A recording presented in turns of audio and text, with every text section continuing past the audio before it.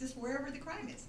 Now there's certain exceptions now. We've made progress in this country. I really believe there's progress. It used to be you could execute anybody in the country. Now you can't do a juvenile when they were below age 18 when they commit the crime. There's no death penalty sentence for that.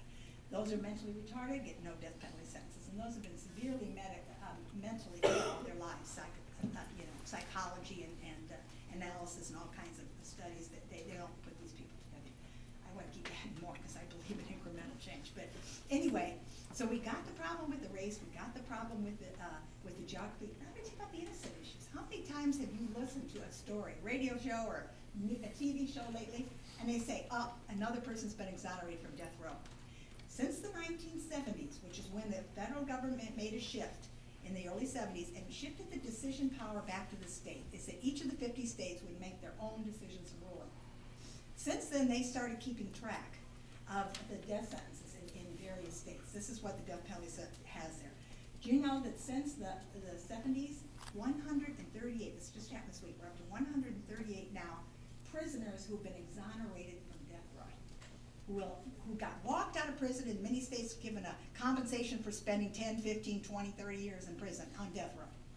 They walked out of there because now there's more DNA evidence, there's better forensics, there's more analysis. Some people said they falsely testified against them because they were angry, so they came forward. There's been a whole lot of reasons for people who've been exonerated. And then we have the issue of the innocence, because there's many, many stories. There's books written about it and everything else of people who were actually executed and were later found to be not the victim, not the criminal that was committed the crime. So it's got a lot of flaws in it. Racially, geographically, the innocence issues.